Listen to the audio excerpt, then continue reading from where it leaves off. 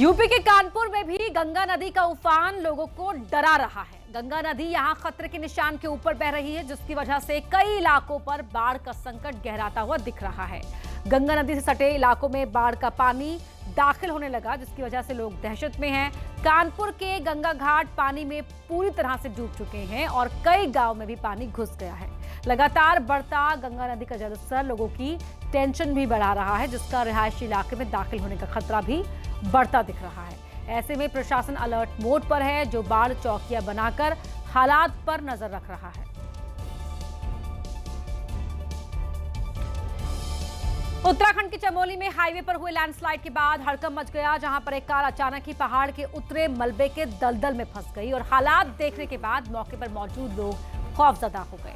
तस्वीरों में आप साफ देख सकते हैं कैसे पहाड़ से बड़ी तादाद में मलबा लैंडस्लाइड के बाद सड़क पर आ गिरा और इसी मलबे की वजह से बने दलदल में एक कार फंस गई।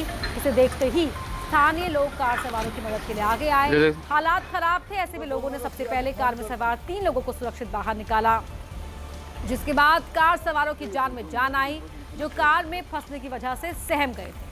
वहीं जानकारी मिलते ही राहत और बचाव दल के साथ पुलिस भी मौके पर पहुंची, जिसने कार को बाहर निकाला।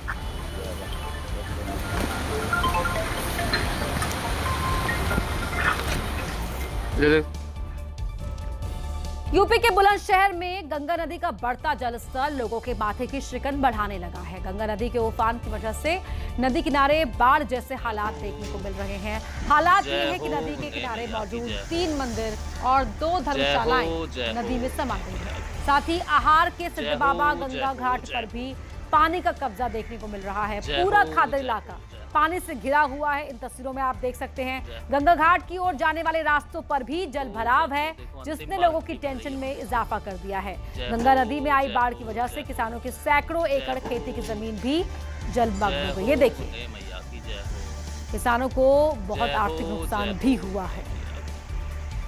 जय हो जय हो जय हो जय हो जय हो जय हो जय हो ओ जय हो। देखो अंतिम बार घंटी बज रही है मंदिर की। जय हो जय हो जय हो जय हो जय।